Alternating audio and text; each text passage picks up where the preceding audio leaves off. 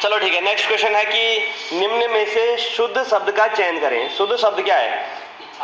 ठीक है, इच्छा, इच्छाद्रुम, इच्छाद्रुम जो है, इच्छाद्रुम नहीं, द्रुम, ऑप्शन नंबर सी, इच्छाद्रुम जो है ये सही शब्द है। ठीक है, इच्छाद्रुम जो है सही शब्द है, इच्छाद्रुम बल। मेरे कल किसको दिया आपने कॉपी चेक करने के लिए? सुनी गई ना?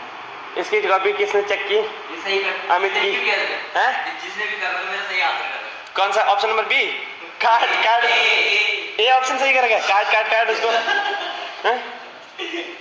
इसको तो अभी 1 मार्क्स 1.25 मार्क्स कट गए इसके। यार एक तो सच्चाई बोलो तो मार्क्स कट गए। 1.25 मार्क्स। इसे तुम्हें छुट्टी रखो ना सही बात है। ठीक है, नेक्स्ट क्वेश्चन क्या है? निम्न में से स्त्रीलिंग शब्द क्या है? स्त्रीलिंग शब्द कौन सा है यहाँ पे? देखो यहाँ पर आपको ऋतु, ऋतु मतलब यहाँ पे किसी लड़की का नाम नहीं है, यहाँ पे ऋतु मतलब है सीजन, सीजन की यहाँ पे बात की गई है। तो आपने उससे रिलेटेड एक सेंटेंस बनाना है। ठीक है, ऋतु आ गई है, वर्षा ऋतु आ गई है, तो ऋतु आ गई है बोलेंगे या आ गया है बोलेंगे? आ गई है। इसी तरीके से पंडित आ गया है या आ गई है? आ गया। तो इसी प्रकार से आपने चेक करना है कि जिसमें आपका जो सेंटेंस है वो बिल्कुल सही बैठे, तो समझ लो कि वही हमारा स्त्रीलिंग या पुल्लिंग जो भी जिस प्रकार से सेंटेंस होगा वो हमारा आंसर होगा। ठीक है, नेक्स्ट क्वेश्चन है नीलम देश की राजकन्या के लेखक हैं। एक पुस्तक का नाम है नीलम देश की राजकन्या, तो इसके लेखक है Jainendra. Jainendra option number B इसका सही आंसर है। ठीक है, क्लियर हो गया? ठीक है, उसके बाद क्वेश्चन नंबर 7 है शत्रु का नाश करने वाला। शत्रु का नाश करने वाले को क्या बोला जाता है? शत्रु का नाश करने वाले को बोला जाता है शत्रुघ्न। तो इसका आंसर होगा शत्रुघ्न। ठीक है, तो ऑप्शन नंबर 20 का सही आंसर होगा।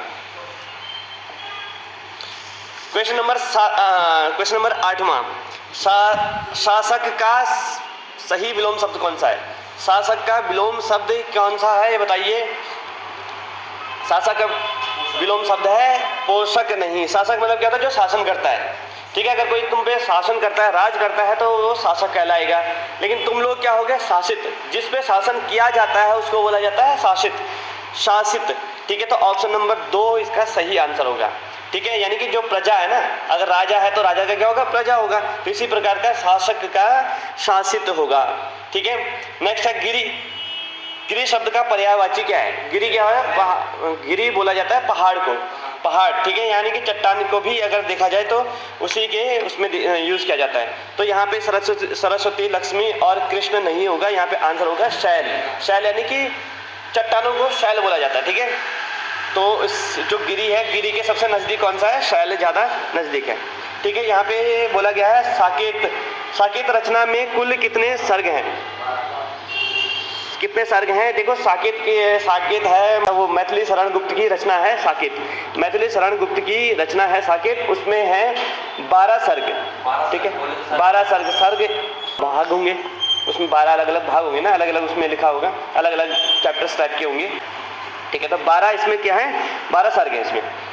स्त्रीत्व, स्त्रीत्व शब्द में कौन सी संज्ञा है? स्त्रीत्व शब्द में कौन सी संज्ञा है? जातिवाचक, व्यक्तिवाचक, भाववाचक या द्रव्यवाचक? बताइए क्या होगा इसमें? जातिवाचक नहीं। स्त्री बोला जाता है तब तो जातिवाचक होता है, लेकिन ये स्त्रीत्व बोला गया है, स्त्रीत्व बोला गया है तो ये होगा भाववाचक। ठीक है, अगर सिर्फ स्त्री बोला जाता है तब इसमें जातिवाचक होना था। ठीक है, लेकिन यहाँ पे स्त्री नहीं बोला गया है, स्त्रीत्व बोला गया है। ठीक है,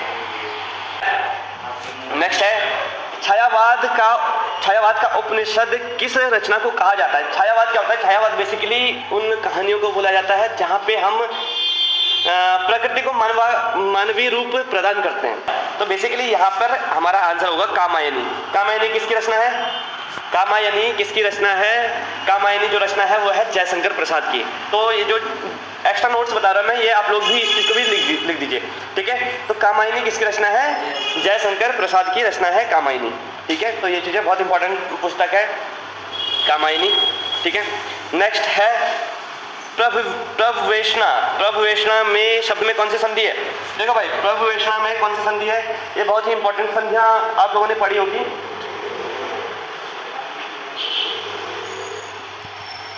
प्रभुवेषणा शब्द है। प्रभुवेषणा में कौन सी संधि है बताइए? देखो वो कब होता है? ये होगा प्रभु धन एषणा, प्रभु धन एषणा, प्रभु धन एषणा, प्रभु धन एषणा। यानी कि देखो यहाँ पे क्या है? ऊ की मात्रा है और यहाँ पे कौन सी मात्रा है? एक की मात्रा है। ऊ के बाद अगर असमान स्वर आए, ऊ के बाद असमान स्वर आए तो यहाँ पे कौन सी संधि हो जाती है? संधि का रिवाइज नहीं किया तो कौन कब करोगे भाई? कब करोगे? जब पेपर चला जाएगा उसके बाद करोगे। कौन से क्या ये? यानी कि ऊ के बाद असमान स्वर आएगी भाई, 4-5 तो है। दीर्घ स्वर संधि तो तुमने याद करने की जरूरत है नहीं, वो तो सबको पता ही रहता है, ठीक है। उसके बाद गुण संधि है, वृद्धि संधि है और यण संधि है और एक आयादी है, ठीक है। आयादी है। ऊ के बाद असमान ऊ या ऊ के बाद असमान स्वर आए तो यहाँ पे कौन सा होता है? अरे घटे यण संधि होता है, यण संधि होता है। यण संधि में क्या होता है? ये ऊ का बन जाता है, अगर ई होता है तो उसका बन जाता है य और ऊ का बन जाता है व। ये बन जाएगा वो और ये देखो ये कैसे होगा? ये क देखो ये है, ये भाव में ऊ की मात्रा है। अरे यार तुम लगो। तो इस तरीके से यहाँ पे कौन सी संधि है? यहाँ पे होगी यण संधि। अयादी संधि में क्या होता है? ए आई और ओ औ के बाद कोई असमान स्वर आए तो वहां पे अयादी संधि होती है, ठीक है। यहाँ पे उ के बाद कोई असमान स्वर आए तो वहां पर यण संधि होती है। ये बहुत इंपॉर्टेंट चीजें हैं जिसको ध्यान देना है, ठीक है। चलो बेटा इसको